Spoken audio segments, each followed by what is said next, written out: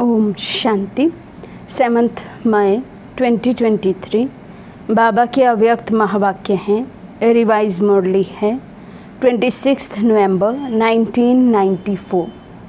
मुरली का सार है परमात्म पालना और परिवर्तन शक्ति का प्रत्यक्ष स्वरूप सहज योगी जीवन। परमात्म पालना और परिवर्तन शक्ति का प्रत्यक्ष स्वरूप सहज योगी जीवन। आज बाप दादा हर एक बच्चों के मस्तक पर विशेष श्रेष्ठ भाग्य की 3 लकीरें देख रहे हैं। सर्व बच्चों का भाग्य तो सदा सर्वश्रेष्ठ है ही, लेकिन आज विशेष 3 लकीर चमक रही है।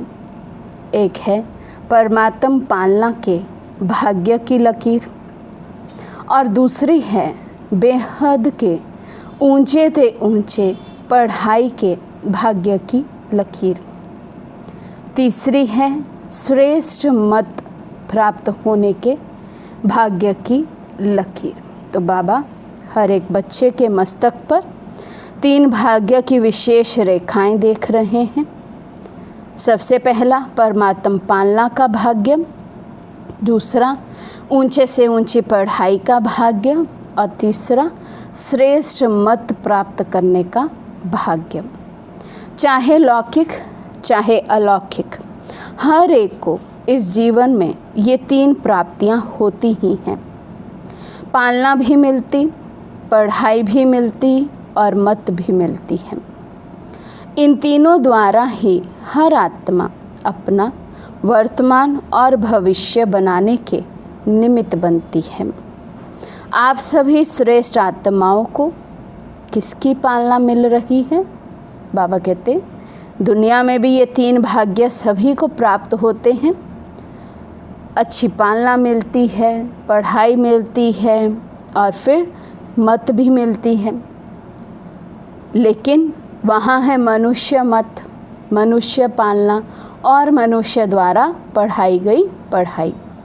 लेकिन यहाँ बाबा पूछते कि किसकी पालना में पल रहे हैं?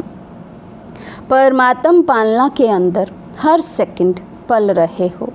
जैसे परमात्मा ऊंचे ते ऊंचे हैं, तो परमात्म पालना भी कितनी श्रेष्ठ है। और इस परमात्म पालना के पात्र कौन बने हैं और कितने बने हैं। सारे विश्व की आत्माएं बाप कहती है, लेकिन पालना और पढ़ाई के पात्र नहीं बनती है। परमात्मा को सारी दुनिया की आत्माएं बाप तो कहती हैं, वो गॉडफादर तो कहते हैं, लेकिन बाबा कहते भगवान की पालना और पढ़ाई ये सभी के भाग्य में नहीं है, सभी को नहीं मिलती है। और आप कितनी थोड़ी सी आत्माएं इस भाग्य के पात्र बनती हो। सारे कल्प में यही थोड़ा सा समय परमात्म पालना मिलती है। दैवी पालना, मानव पालना ये तो अनेक जन्म मिलती है, लेकिन ये श्रेष्ठ पालना अब नहीं तो कब नहीं। ऐसे श्रेष्ठ भाग्य की श्रेष्ठ लकीर सदा अपने मस्तक में चमकते हुए अनुभव करते हो। बाबा पूछ रहे हैं, इतना श्रेष्ठ भाग्य तो मिला, इतनी श्रेष्ठ परमात्म पालना में पल रहे हैं, लेकिन क्या इसका अनुभव है? क्या इसका नशा है? कोई भी प्राप्ति सदा करना चाहते हो या कभी कभी करना चाहते हो, तो प्राप्ति का पुरुषार्थ भी सदा चाहिए या कभी कभी चाहिए, और सदा तीव्र चाहिए या कभी साधारण, कभी तीव्र चाहिए। क्या? सदा तीव्र। लेकिन बाबा कहते प्रैक्टिकल क्या है? चाहना और प्रैक्टिकल में अंतर हो जाता है। हाँ, चाहते तो हैं सदा ये नशा कायम रहे, सदा इस पालना का अनुभव होता रहे, एक सेकंड भी बाबा की याद भूले नहीं, लेकिन बाबा कहते चाहना और प्रैक्टिकल में अंतर आ जाता है। सोचते तो बहुत हो, लेकिन स्मृति में कम रखते हो।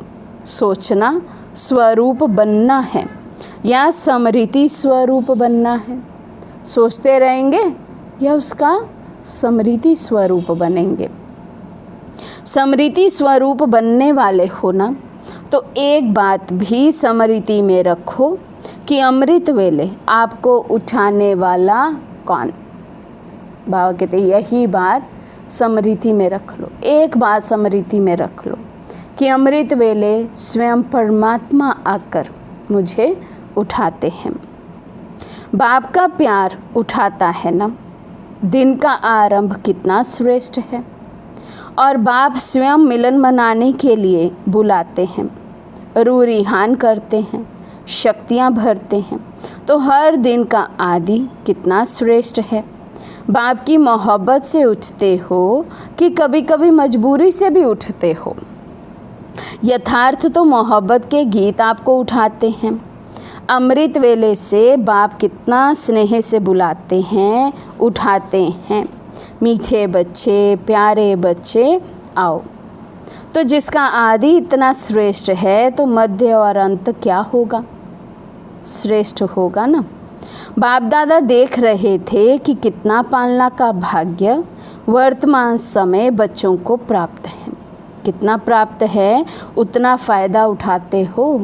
बाबा कहते हैं जितना इस समय श्रेष्ठ भाग्य प्राप्त है, क्या उस श्रेष्ठ भाग्य का जितना फ़ायदा उठाना चाहिए उतना फ़ायदा उठाते हैं? स्वप्न में भी संकल्प मात्र नहीं था कि इतने भाग्य के पात्र बनेंगे। सोचने से बाहर था, लेकिन मिला कितना सहज। बाप के प्यार की पालना का प्रैक्टिकल स्वरूप ही है सहज योगी जीवन। भगवान की पालना में पल रहे हैं, उस पालना में पलने के पात्र बने हैं, तो बाबा कहते उसकी निशानी है सहज योगी जीवन। जिससे प्यार होता है उसके लिए मुश्किल परिस्थिति या मुश्किल कोई भी बात देखी सुनी नहीं जाती। तो बाप ने भी मुश्किल को सहज बनाया ना। सदा सहज है तो सदा ही पुरुषार्थ की तीव्र गति हो। आज बहुत अच्छा पुरुषार्थ है और कल थोड़ी परसेंटेज कम हो गई, तो क्या सदा सहज कहेंगे? सदा मुश्किल कौन बनाता है? स्वयं ही बनाते हो ना। कारण क्या?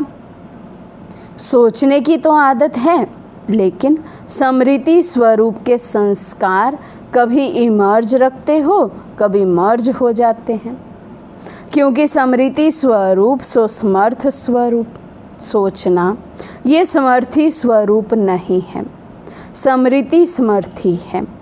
विस्मृति में क्यों आ जाते हो?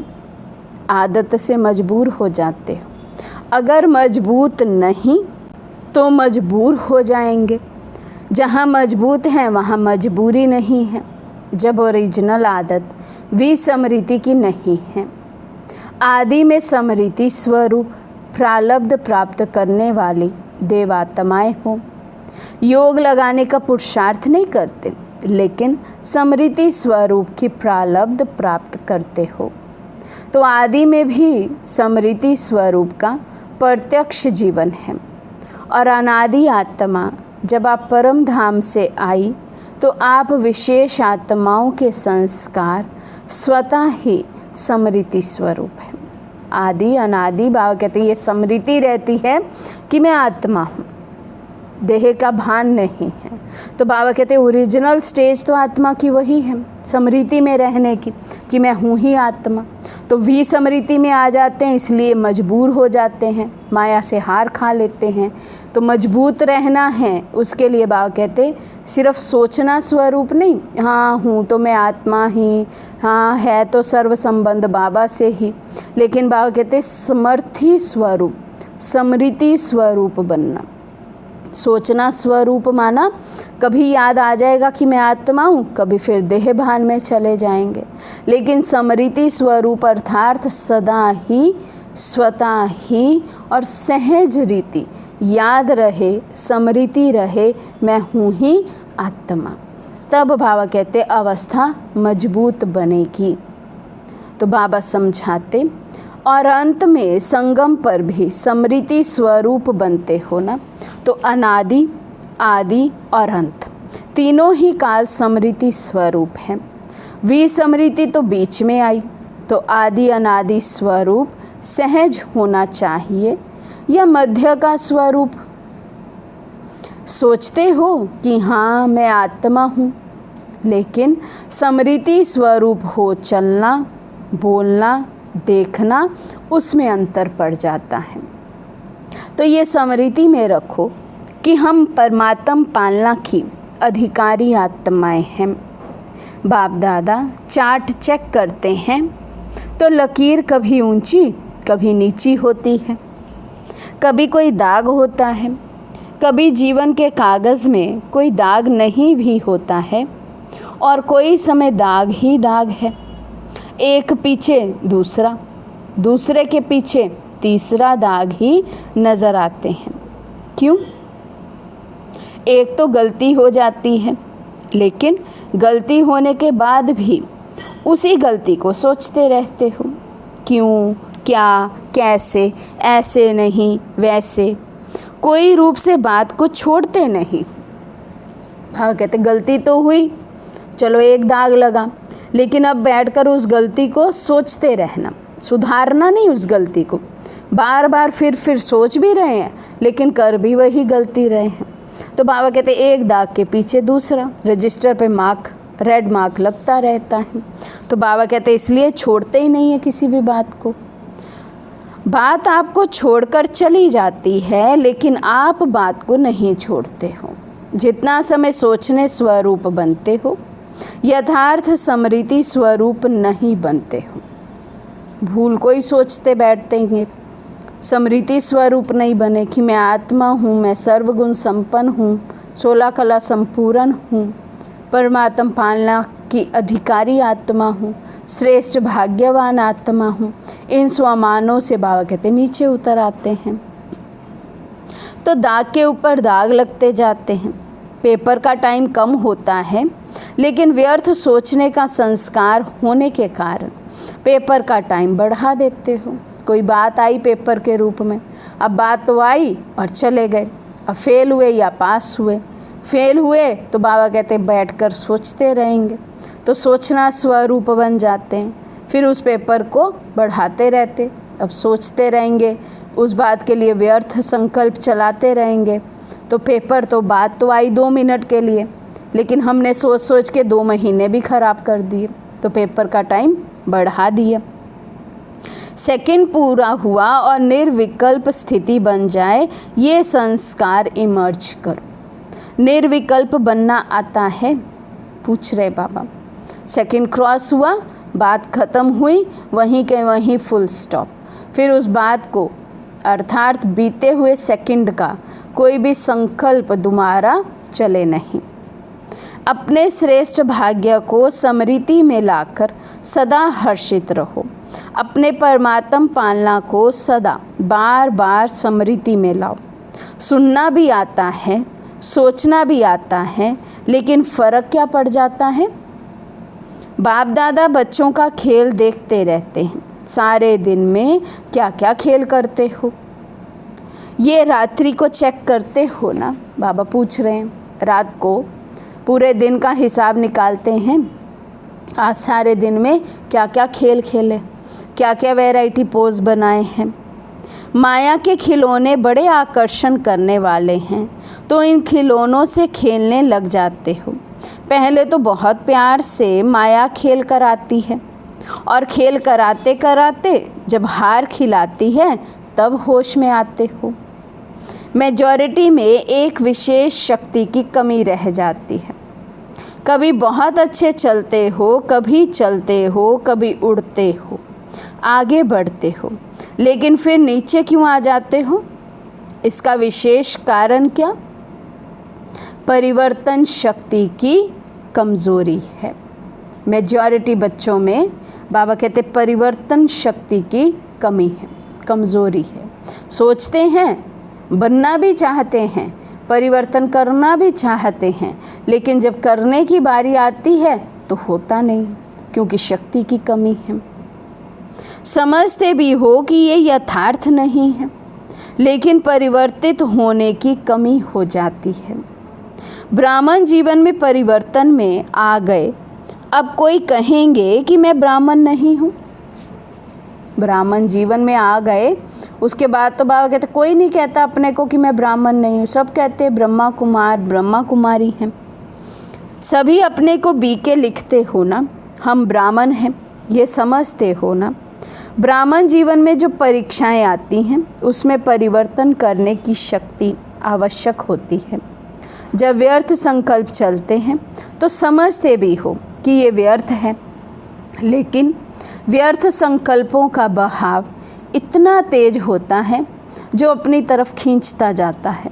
जैसे नदी का व सागर का बहुत फोर्स होता है, तो कितना भी अपने को रोकने की कोशिश करते हैं, लेकिन फिर भी बहते जाते हैं। समझते भी हो, सोचते भी हो कि ये ठीक नहीं है, इससे नुकसान है, फिर भी बहाव में बह जाते हो। इसका कारण क्या? परिवर्तन शक्ति की कमी। पहला विशेष परिवर्तन है स्वरूप का परिवर्तन। पहले अपने को देह समझते थे, देह के स्वरूप में, देह के भान में रहते थे। अब बाबा कहते आत्मिक स्वरूप में रहना, मैं हूँ ही आत्मा। तो सबसे पहला परिवर्तन ही बाबा कहते स्वरूप का परिवर्तन है। मैं शरीर नहीं, लेकिन आत्मा हूँ। ये स्वरूप का परिवर्तन है, ये आदि परिवर्तन है। इसमें भी चेक करो तो जब देह भान का फोर्स होता है तो आत्म अभिमानी के स्वरूप में टिक सकते हो या बह जाते हो? अगर सेकंड में परिवर्तन शक्ति काम में आ जाए तो समय, संकल्प कितने बच जाते हैं, वेस्ट से बेस्ट में जमा हो जाते हैं। पहली परिवर्तन शक्ति है स्वरूप का परिवर्तन और स्वभाव का परिवर्तन। पुराना स्वभाव पुरुषार्थी जीवन में धोखा दे देता है। समझते भी हो कि ये मेरा स्वभाव यथार्थ नहीं है, और ये स्वभाव समय प्रति समय धोखा भी देता है। ये भी समझते हो, लेकिन फिर भी स्वभाव के वश हो जाते।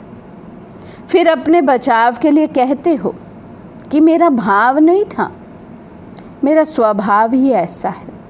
मैं चाहता या चाहती नहीं हूँ, लेकिन मेरा स्वभाव है।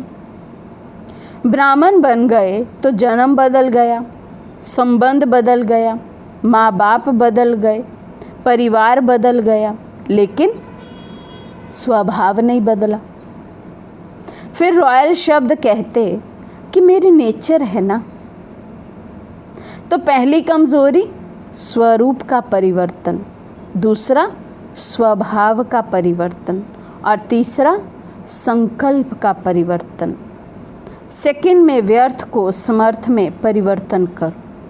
कई समझते हैं बस आधा घंटे का तूफान था, आधा घंटा 15 मिनट चला, लेकिन आधा घंटा व 15 मिनट की कमज़ोरी संस्कार बना देती है ना। कई समझते हैं पहले तो हम बहुत व्यर्थ में रहते थे, पहले तो कोई बात आती थी ना तो 2-2 दिन हम उससे ऊपर नहीं उठ पाते थे। अभी तो बस बहन जी आधे घंटे का ही रह गया है, अभी तो बस वो बात 15 मिनट तंग करती है, अभी तो बहुत मैंने अपने को परिवर्तन कर लिया है। लेकिन बाबा कहते हैं नेचर तो वही बन गया ना, संस्कार तो वही बन गया व्यर्थ सोचने का। फिर चाहे वो 15 मिनट सोचा चाहे आधा घंटा सोचा, संस्कार को तो पक्का किया ना। जैसे शरीर में अगर कोई बार बार कमज़ोर होता रहे तो सदा के लिए कमज़ोर बन जाता है, तो 15 मिनट कोई कम नहीं है। संगम युग का एक एक सेकंड वर्षों के समान है। तो ऐसे अलबेले नहीं बनो, भल थोड़ा ही चला लेकिन गवाया कितना। जब कदम में पदम कहते हो तो 15 मिनट में कितने कदम उठेंगे और कितने पदम गवाएं। जमा में तो हिसाब अच्छा रखते हो कि कदम में पदम जमा हो गया, लेकिन गवाने का भी तो हिसाब रखो। तो ना चाहते हुए भी संस्कार खींचते हैं। जो भी बात बार बार होती वो संस्कार रूप में भर जाती है। तो संकल्प परिवर्तन करो, सिर्फ सोचते नहीं रहो। करना नहीं चाहिए, हो गया, क्या करूं, नहीं, सोचो और करके दिखाओ। जो परिवर्तन करने का बाबा कहते सोचते हो तो करके दिखाओ। बाबा को तो प्रैक्टिकल प्रूफ चाहिए, सिर्फ सोचना स्वरूप नहीं चाहिए। कहते हो बीती को बिंदी लगाओ, एक दो को ज्ञान देते हो ना, कोई आकर बात करेंगे तो कहेंगे ठीक है बिंदी लगा दो, लेकिन स्वयं बिंदी लगाते हो। दूसरे को बाबा कहते ज्ञान सुनाने में तेज है, लेकिन खुद प्रैक्टिकल स्वरूप क्या है वो चेक करो। बिंदी लगाने लिए कौन सी शक्ति चाहिए? परिवर्तन शक्ति। परिवर्तन शक्ति वाला सदा ही निर्मल और निर्माण रहता है। जैसे पहले भी बाप दादा ने सुनाया है कि मोल्ड होने वाला ही रियल गोल्ड है। रियल गोल्ड की निशानी है वो मोल्ड हो जाता है। तो चेक करो कि परिवर्तन शक्ति समय पर काम आती है या समय बीत जाने के बाद सोचते ही रहते हो। तो परिवर्तन शक्ति को बढ़ाना है। जिसमें परिवर्तन शक्ति है वो सबका प्यारा बनता है, विचारों में भी सहज रहेगा। आगे बढ़ते सेवा में रहते हो ना, सेवा में भी विघ्न रूप क्या होता है? मेरा विचार, मेरा प्लान, मेरी सेवा इतनी अच्छे होते हुए भी मेरा क्यों नहीं माना गया? तो उसको रियल गोल्ड कहेंगे? पूछ रहे हैं बाबा। मेरापन आ गया ना, मेरापन आना अर्थात अलाय मिक्स होना। जब रियल गोल्ड में अलाय मिक्स हो जाता है तो वो रियल रहता है, उसका मूल्य रहता है, कितना फ़र्क पड़ जाता है।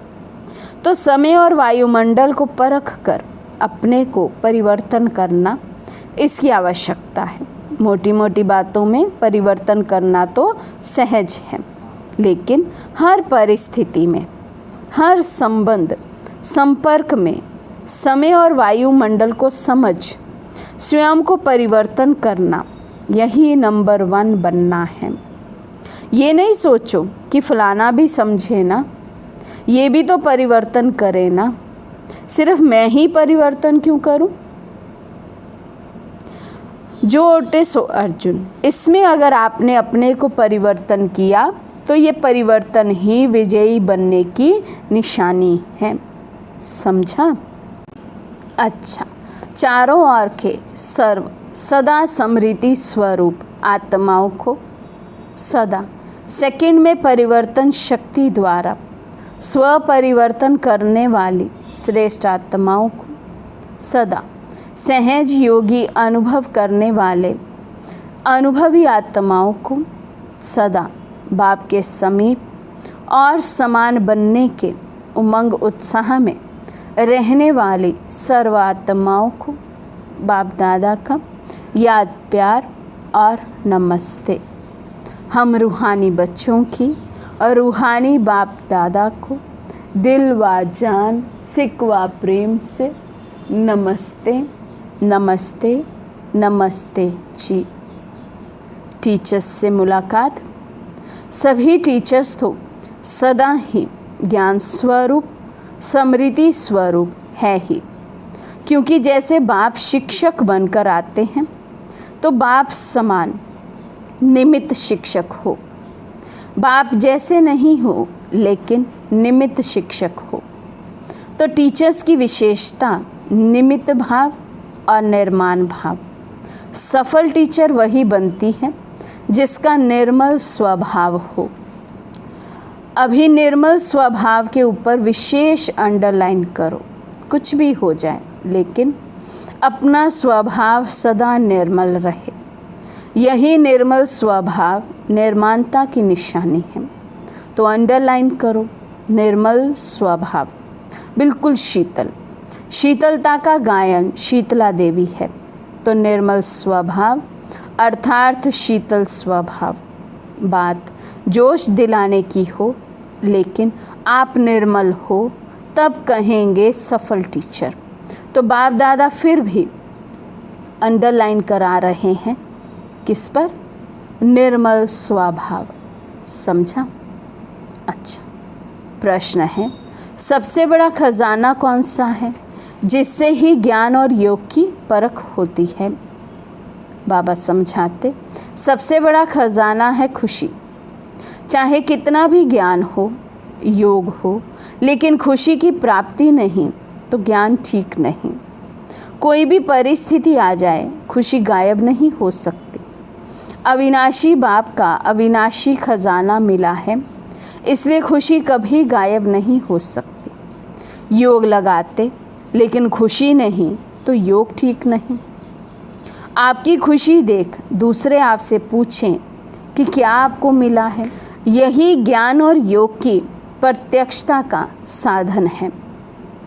दूसरा प्रश्न, किस लगन के आधार पर विघ्नों की समाप्ति स्वतः हो जाती है? बाबा समझाते एक बाप दूसरा ना कोई। इसी लगन में मगन रहो तो विघ्न टिक नहीं सकता। विघ्न है तो लगन नहीं। विघ्न भल आए लेकिन उसका प्रभाव ना पड़े। जब स्वयं प्रभावशाली आत्मा बन जाते तो किसी का प्रभाव नहीं पड़ सकता।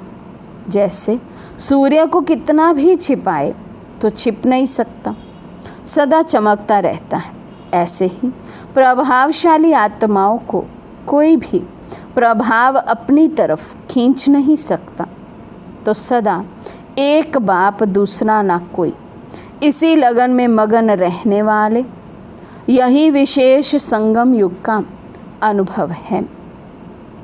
आज का वरदान है स्नेह के लिफ्ट द्वारा उड़ती कला का अनुभव करने वाले अविनाशी स्नेही भव। स्नेह की लिफ्ट द्वारा उड़ती कला का अनुभव करने वाले अविनाशी स्नेही भव। मेहनत से मुक्त होने के लिए बाप के स्नेही बनो। ये अविनाशी स्नेह ही अविनाशी लिफ्ट बन उड़ती कला का अनुभव कराता है। लेकिन यदि स्नेह में अलबेलापन है तो बाप से करंट नहीं मिलती और लिफ्ट काम नहीं करती। जैसे लाइट बंद होने से, कनेक्शन ख़त्म होने से लिफ्ट द्वारा सुख की अनुभूति नहीं कर सकते। ऐसे स्नेह कम है तो मेहनत का अनुभव होता है, इसलिए अविनाशी स्नेही बनो। स्लोगन है, शुभ संकल्प और दिव्य बुद्धि के यंत्र द्वारा तीव्र गति की उड़ान भरते रहो। शुभ संकल्प और दिव्य बुद्धि के यंत्र द्वारा तीव्र गति की उड़ान भरते रहो। अच्छा, ओम शांति।